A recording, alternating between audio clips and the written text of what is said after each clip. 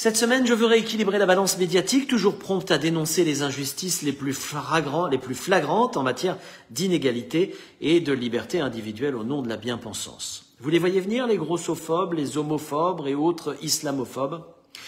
D'abord, il ne me semble pas juste de parler de phobie, le bon sens commençant par un dictionnaire. Lorsque l'on évoque une phobie, il s'agit de peur, d'appréhension, de frayeur, alors que les termes usuels précités évoquent des discriminations, voire de la haine. C'est quand même pas logique de confondre les deux, vous ne trouvez pas? Ne pas se reconnaître dans le quotidien d'une personne n'inspire pas la crainte et lutter contre les discriminations, ce qui est indispensable, ne renvoie pas à une angoisse. Pas le temps néanmoins de rentrer plus en détail dans la sémantique ce matin. Non, ce qui m'a démangé la nuit dernière, c'est de vous parler de catophobie. Comme vous l'avez compris, je trouve l'assertion pour le moins approximative, mais tant qu'à suivre le move, on va y aller à plein avec force cliché. Comme ça, vous serez au jus pour connaître un minimum la vie du chrétien de base. Tiens, premier cliché qui va tomber, règle numéro 1. Si vous pensez, comme la plupart des journalistes, qu'un catho qui va à la messe tous les dimanches, voire jeûne le mercredi des cendres, ça tombe bien, c'est aujourd'hui, et se confesse à l'occasion, eh bien, si vous pensez que ce catho-là est un intégriste, vous êtes cathophobe.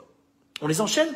Si vous êtes persuadé que tous les prêtres sont des pédophiles, si vous estimez que le mariage des prélats est la solution à leur déviance, outre le fait que ce n'est pas très gentil pour leur hypothétique épouse, vous êtes cathophobe.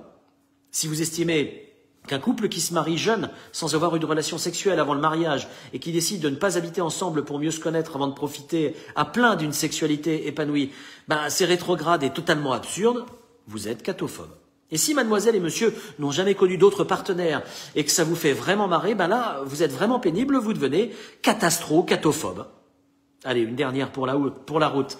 Si vous estimez que l'Église est responsable du plus obscurantiste dans le monde depuis 2000 ans, que l'Opus Dei réunit des espions moines guerriers, que le trésor des Templiers sera bientôt découvert et que les diocèses sont riches à millions, là vous êtes surtout stupide et pas très cultivé. Mais rassurez-vous, on peut toujours se rattraper. Il existe dans les bibliothèques des livres, sur Internet des sites bien foutus et dans les églises surtout des tableaux qui racontent la base. C'est d'ailleurs pour ça qu'ils étaient peints les tableaux. C'était les TikTok d'hier. Alors, poussez donc la porte des édifices saints, bande de catophobes. Je ne vous demande pas aujourd'hui de rentrer en religion. Chacun fait ce qu'il veut, et c'est d'ailleurs la grande différence proposée par les catholiques par rapport aux autres religions du livre, aux musulmans ou aux juifs. Vous êtes libre lorsque vous êtes catholique, libre de mener la vie que vous voulez, avec qui vous voulez et comme vous voulez.